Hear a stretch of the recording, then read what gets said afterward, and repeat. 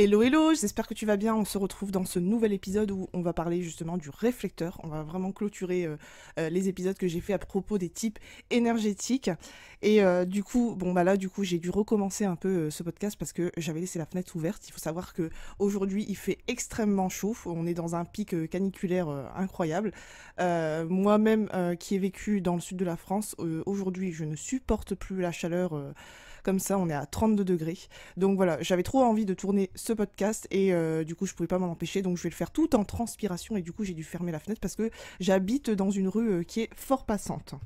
Donc voilà, peut-être que parmi ma communauté, il me semble que j'ai quelques réflecteurs, mais très peu. Donc j'espère qu'il y a au moins un réflecteur qui va écouter ce podcast parce que j'ai vraiment beaucoup de choses à partager. J'ai pas eu beaucoup de réflecteurs aussi en séance et moi je les trouve hyper puissants en général. Tous les réflecteurs que j'ai pu rencontrer aussi en dehors du cadre du travail, c'est très intéressant parce que la plupart ont cette grande sagesse. Bon, bah, je vais y venir petit à petit. Je vais d'abord commencer par dire de quoi il s'agit, qui sont exactement les réflecteurs, comment ils prennent des décisions, comment ils fonctionnent, et donner aussi des conseils généraux pour tous ceux qui sont réflecteurs. Et d'ailleurs, si tu n'es pas réflecteur et que tu en connais un, bah, c'est aussi une bonne idée d'écouter cet épisode. Bon bah du coup on rentre dans le vif du sujet. Pour moi les réflecteurs, donc bah, comme tu le sais c'est à peu près moins de 2% de la population je dirais mondiale. Donc tu as cette aura qui dit qui est papillonnante, échantillonnante. Vraiment pour moi t'es une pièce importante à l'humanité parce que ton rôle à toi c'est de refléter la santé et le bien-être de ta communauté. En fait tu es le miroir des autres. Donc attention, ce rôle c'est un peu comme dire les projecteurs ce sont des guides mais c'est pas tous des guides en fait. Là c'est l'aspect général et bien sûr que tu es libre de faire ce que tu veux mais ça va être très important de te référer justement à ton type énergétique puisque tu es le seul type à avoir la même autorité et la même stratégie. Donc c'est la stratégie lunaire et c'est l'autorité aussi donc lunaire. Donc c'est un peu particulier parce que tu vas fonctionner, bon bien sûr, différemment des autres types énergétiques et tu peux vraiment te référer à tout ce qui t'entoure, notamment ton environnement avec qui tu vis, où tu travailles et avec les personnes avec qui tu travailles, là où tu vas, en fait, peu importe, vraiment, tu reçois des informations de ton environnement en général. Donc pour moi, comme je l'ai dit, tu es un être exceptionnellement sage, avec une grande sagesse, parce que pour moi, tu as cette expérience de vie qui est totalement différente des autres. Donc je peux citer un petit peu des réflecteurs populaires, en gros, populaires, ce que je veux dire, des réflecteurs stars. Donc on a Isabelle Nati, je pense que c'est comme ça qu'elle s'appelle. Donc elle jouait dans Astérix, Obélix, Mission Cléopâtre, donc elle jouait le rôle d'Itinéris. Elle est aussi réalisatrice, il me semble. Elle n'est pas seulement actrice, mais elle a fait pas mal de choses. Donc, si vous regardez un petit peu son parcours, et je trouve elle incarne vraiment le rôle de réflecteur parfaitement. D'ailleurs, en star américaine, on a Sandra Bullock. Alors, soi-disant aussi, Michael Jackson serait réflecteur, mais ça, je n'en suis pas sûre parce que j'ai pas son heure exacte. Ça va dépendre des sites.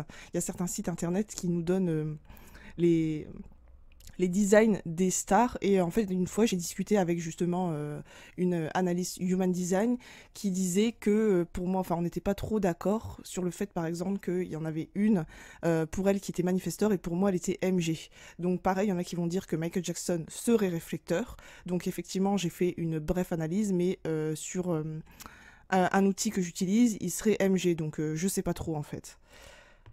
Donc peu importe hein, qu'il soit MG ou réflecteur, aujourd'hui on parle du réflecteur.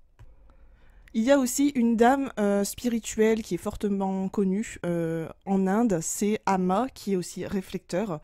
Euh, Là, comme ça, je suis en train de réfléchir qui sont les réflecteurs. Aussi Corneille, qui est réflecteur. Bah, pareil, quelque part, ça m'a pas du tout étonné en découvrant son type énergétique. Parce que comme je le disais, cette grande sagesse, ça se voit tout de suite. Bah, d'ailleurs, dû à son parcours, si tu connais un peu le parcours de Corneille, je l'avais un peu expliqué sur Instagram, mais mon post il a été banni, donc j'ai pas pu trop en parler dessus. J'ai pas pu trop parler de lui. En fait, bah, ses parents ils ont été assassinés sous ses yeux, et puis il a été recueilli par, je pense, une tante. Bref, il a vécu ça très jeune, donc pour moi c'est assez grave. Et il a su vivre de sa passion et justement parler de tout type de sujet à travers ses chansons. Donc je vais continuer parce que je t'invite vraiment à aller regarder un peu le parcours de Corneille pour mieux comprendre un peu ce que c'est aussi le réflecteur. Et si toi t'es réflecteur justement, ça pourrait un peu mieux t'aider à te comprendre justement ton fonctionnement en tant que réflecteur. Donc tu es un type vraiment considéré donc non énergétique puisque tu as le sacral qui est non défini et tu es donc sensible à l'environnement et comme je le disais, que ce soit l'habitation, le travail, les personnes avec qui tu travailles, les personnes avec qui tu vis et les personnes que tu fréquentes. Parce que en fait tu as cette... tu es conçu justement pour recevoir l'énergie et l'amplifier. Donc toi, tous tes centres sont blancs. D'ailleurs, tu es le seul type énergétique à avoir les centres blanc et du coup tu ressens chaque espace que tu fréquentes, que ce soit en fait peu importe ou que taille, tu ressens tout. Et du coup tu as donc cette identité qui est changeante vraiment au jour le jour. On peut pas vraiment t'attribuer une personnalité parce que tu peux en avoir une avec un certain type de personne et tu peux avoir se refléter une autre identité avec un autre type de personne. Tu peux être vraiment l'opposé. D'ailleurs, je voudrais soulever un conditionnement que j'ai déjà rencontré chez plusieurs personnes qui me disaient oui, bah, je trouve que t'es changeante, t'es pas la même quand t'es avec telle personne. Eh bien, en fait, c'est tout à fait normal puisque ce sont les énergies qui sont amplifiées. Et effectivement, c'est pas que les réflecteurs, c'est aussi avec tous les autres types parce que il est rare qu'on ait tous les centres définis, donc on peut le retrouver seulement chez un générateur ou un MG qui a tous les centres définis. Et je crois que j'en ai rencontré qu'un seul jusqu'à maintenant. Bon, bah, bien sûr, je suis pas la carte à tout le monde, mais c'est pour te donner un peu un exemple de voir que et aussi soulever ce conditionnement-là, qu'on peut changer d'identité selon les personnes qu'on fréquente. On a cette impression qu'on change, mais on ne change pas en fait, on reste nous-mêmes et uniques, et on est humain, et on a des émotions bien sûr, et tous les jours c'est différent. C'est un peu comme dire, oui, l'évolution elle est constante. Alors non, je n'évolue pas constamment tous les jours, j'évolue petit à petit. Il y a des jours c'est plus bas, il y a des jours c'est plus haut, il y a des jours c'est moyen, mais l'évolution elle est différente, elle n'est pas constante. C'est pas tu montes une montagne constamment. Tu vois ce que je veux dire? Et tu peux vraiment l'appliquer à tout domaine de vie. D'ailleurs, j'aimerais bien partager une expérience personnelle que j'ai vécue avec une réflecteur. J'avais rencontré donc une nana réflecteur. Peut-être que, si ça se trouve, elle est en train de m'écouter et elle va peut-être se reconnaître parce que je vais pas dire son prénom. Je l'ai rencontrée dans le cadre du travail et au premier abord, ça s'est pas trop passé en fait. Je l'ai pas apprécié. J'ai pas réussi à l'apprécier. Je sentais que elle reflétait quelque chose, une part de moi, bizarrement. Et je crois que c'est possible qu'elle l'ait senti. Et donc la première fois que j'ai rencontré, c'est à peine si elle m'a dit bonjour, vraiment, je ne l'ai pas du tout trouvée accueillante ni chaleureuse. Et je sais qu'avec mon aura de manifesteur, des fois, je peux paraître hyper froide et pas du tout, c'est parce que je suis un peu dans mes pensées, je suis dans mon monde en fait, je me préoccupe pas de ce qu'il y a vraiment autour de moi. Il arrive souvent qu'on me parle, qu'on me dise Ami, Ami, Ami, bah, je t'appelle depuis tout à l'heure. Non, je t'entends pas parce qu'en fait, je me suis enfermée dans ma bulle. Et les fois suivantes, quand on a été amené à se revoir, elle était beaucoup intéressée par le human design, elle s'intéressait à ce que je faisais, elle m'a posé des questions, voilà, et je l'ai trouvée vachement ouverte. Et en découvrant qu'elle était réflecteur, je me suis dit, ah ouais, mais putain, en fait, elle me reflétait. C'était vraiment mon miroir à ce moment-là. Donc je paraissais arrogante, froide, comme elle me l'a montré en fait. Et ça m'a amené vraiment à me remettre en question. Je me suis dit, ouais, en fait, c'est dingue, des fois, on peut juger des gens alors que c'est juste notre reflet. Et je ne l'ai pas jugé, comment dire, en fait, je ne l'ai pas insulté, c'est juste, je l'ai trouvée, ouais, froide en gros. Je ne sais pas comment expliquer. Si j'ai envoyé un jugement, mais un jugement sur l'accueil que j'ai eu venant d'elle, alors que tout le monde m'avait super bien accueilli, sauf elle. Et en fait, c'est moi qui n'accueillais pas non plus les gens. Bon, voilà. C'était ma petite histoire avec une réflecteur. Donc je continue avec l'énergie du réflecteur. Donc ta stratégie, c'est une stratégie lunaire et c'est aussi ton autorité. Donc ta stratégie, donc, c'est d'attendre un cycle de 28-29 jours en moyenne, puisque un cycle lunaire, c'est pas pareil, c'est pas tous les mois pareil. Et tu dois attendre ce cycle justement pour prendre une décision. Alors, là aussi, j'ai déjà discuté avec une réflecteur qui va me dire je vais devoir attendre autant de temps. Non, tu ne dois pas en fait. C'est juste ton cycle. Ça veut dire que tu peux prendre ta décision avant. Si tu sens que c'est la bonne décision pour toi, tu peux la prendre avant. Et les 29 jours, ça va être plus calé sur des grandes décisions, pas sur des petites décisions, tu vois, sur ce que tu vas manger ce soir. Non, tu vois, ça va être un petit peu comme l'émotionnel qui va prendre un peu de temps. Bon, là, c'est beaucoup plus de temps, bien sûr, c'est 29 jours. Et tu peux très bien prendre ta décision.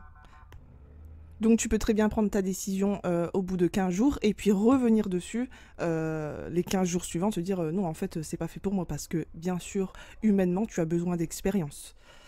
Et du coup, ces 29 jours, c'est vraiment un besoin d'avoir les idées claires concernant ta prise de décision. Donc, si tu as décidé que, par exemple, tu allais travailler avec telle personne et puis qu'au bout de 15 jours, tu te rends compte que non. Et il est probable aussi que tu attendes vraiment ces 29 jours et que tu te dises oui, en fait, je veux travailler avec cette personne, non, je veux pas travailler avec. Et là aussi, je t'invite aussi à expérimenter, à voir comment se passe aussi ton cycle. Alors, ce qui a été intéressant avec les réflecteurs avec lesquels j'ai parlé, la plupart m'ont dit que leurs règles dépendaient de... Bon, principalement bien sûr pour les femmes, hein, leurs règles dépendaient du cycle lunaire. Et je trouvais ça ultra intéressant. Autre chose, ce que j'ai trouvé intéressant, c'est que la plupart aussi des réflecteurs m'ont déjà dit qu'il y a beaucoup de médiums voyants qui étaient venus vers ces personnes en disant waouh, tu as des pouvoirs, tu es incroyable, tu es une personne, tu es un être de lumière, tu as des pouvoirs, on sent que tu es une personne douce, tu as quelque chose, tu as senti l'énergie qu'il y a autour de toi. Et bah pareil, ça m'a vachement surprise à ce niveau-là. Donc les réflecteurs, est-ce que tu te reconnais dans ce que je te dis? N'hésite pas à me le partager, que ce soit sur Instagram ou que tu me le partages aussi sur le podcast. Alors je sais pas si on peut commenter dessus, mais n'hésite pas n'hésite pas à le partager sur Instagram. 1, 2, 3. Du coup, je dirais aussi, ce qui serait intéressant en tant que réflecteur, ben, la première chose en tant que conseil que je peux te donner, c'est de bien t'entourer, de faire attention de qui tu t'entoures, notamment de t'entourer de personnes qui vont pas te donner leur avis constant, et j'ai envie de dire que ce soit aussi des personnes qui sont totalement objectifs, qu'ils attendent justement, en gros, une invitation à donner leur avis, pas à dire oui, tu devrais faire ci, oui, tu devrais faire ça, non, mais tu prends trop de temps, non, mais ça va pas. Ouais, non, mais en fait, faut rester toi-même, en fait, il n'y a pas besoin d'avoir quelqu'un de ce genre-là. Avec toi. Donc vraiment, je t'invite à l'observation de qui tu fréquentes et prendre des distances si tu sens que ce ne sont pas des personnes qui sont bonnes pour toi. Sachant que j'en ai déjà parlé, qu'un réflecteur, idéalement, ce serait bien qu'il soit au centre d'un groupe parce qu'il va refléter le groupe. Mais en plus, toi, si tu es réflecteur, bah, automatiquement, si tu ne te sens pas bien, c'est que quelque part, il y a un problème. Donc tu peux utiliser ton énergie, alors c'est pas une énergie comme les générateurs aussi, hein, un générateur EMG, ton énergie n'est pas durable, donc je t'invite vraiment à passer du temps seul. Qu'est-ce que je peux dire aussi? Je t'invite à prendre le temps de la réflexion, mais c'est pas vraiment la réflexion, ça va être ta propre réflexion, ta propre vérité, parce que tu as vraiment un pouvoir de sagesse vraiment puissant, vraiment tu as des... Comment dire? En fait, tu donnes des informations qui sont plutôt pour moi indiscutables. En tant que réflecteur, c'est vraiment reconnaître que tu as cette sagesse. Alors j'ai parlé aussi d'observation de soi, je dirais prends le temps de t'observer, prends le temps aussi d'observer tes sensations au fil de chaque cycle, parce que tu vas voir qu'il y a une période où tu seras peut-être plus apte à prendre des décisions qu'une autre. Peut-être toi en milieu de cycle, ce sera plus simple pour toi de prendre des décisions. N'hésite pas aussi à te faire du journaling. Alors je sais que pour certains c'est chiant, mais pour les réflecteurs, ce serait vraiment intéressant de lire un peu les sensations de chaque jour, de chaque cycle, et voir, ok, tel mois, tel jour, je me sentais comme ça, et à ce moment-là, je me sentais comme ça. Et je dirais enfin, pour avoir vraiment confiance donc en ton autorité et ta stratégie, c'est vraiment de voir si tu te laisses, en gros tu te poses la question, est-ce que je me laisse suffisamment de temps dans mes environnements pour me sentir bien. En fait, la clé, c'est vraiment de te sentir bien là où tu te trouves, donc là où tu vis, là où tu habites et avec qui tu te trouves. Alors, pour Le thème de non-soi, toi, ça va être vraiment la déception. Le thème de non-soi, donc je rappelle, c'est une émotion en gros que tu vas ressentir au moment où tu es désaligné. Donc il peut arriver souvent que tu es déçu parce que justement tu n'as pas respecté ta stratégie et ton autorité qui est la même. Tu as été trop rapide.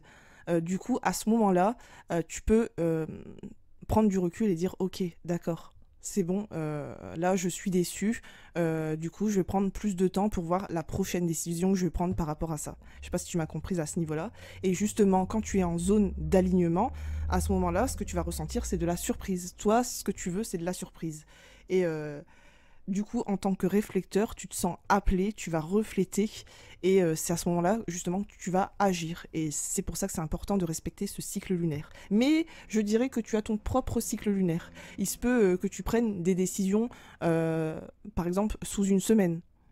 Ça peut aussi arriver et que tu ne reviennes pas dessus. Autre conseil que je pourrais te donner en tant que réflecteur, ce serait aussi d'être à l'écoute de ton bien-être, de ton corps, et ne pas t'imposer de routine parce que c'est pas trop bon pour toi. Alors bien sûr, si tu fais du sport, bien sûr je t'y encourage parce que c'est bon pour la santé, mais te l'impose pas si tu sens que tu n'as pas l'énergie. Attention, je voudrais faire aussi un petit disclaimer dessus, je te dis de ne pas y aller, hein. C'est juste écoute-toi au niveau de ton corps. Autre tips aussi également, c'est ne pas te sentir bloqué dans une seule identité. C'est ce que je retrouve. Alors, je ne l'ai pas retrouvé chez les réflecteurs directs parce que j'en ai pas, je pense pas avoir eu assez pour faire une conclusion sur mes observations. Je l'ai plutôt observé chez les personnes qui ont le centre de l'identité ouvert et qu'ils ont ce truc d'être bloqués dans une seule identité. Genre, ils doivent avoir une seule identité. Alors que toi, en tant que réflecteur, il se peut qu'un jour, tu sois un peu foufou, un autre jour que tu sois très intelligent, un autre jour très intelligent, que tu aies l'air plutôt très sérieux, un autre jour, voilà, ça va être vraiment, ça peut être différent tous les jours. Et c'est ça, j'ai envie de dire, la magie du réflecteur. Et c'est pour ça qu'on les appelle aussi les caméléons, parce que vraiment tu peux t'intégrer partout. Tant que tu te sens bien, tu peux t'y intégrer. Donc voilà pour ce court épisode concernant le réflecteur. Je suis ravie de t'avoir partagé tout ça. N'hésite pas à me dire ce que tu en as pensé, d'autant plus si tu es réflecteur. Et si tu as aimé, je t'invite bien sûr à mettre 5 étoiles sur mon podcast. Sur ce, je te souhaite un bon week-end, je te dis aussi bonne soirée ou bonne journée, comme bon te semble, et je te dis à bientôt.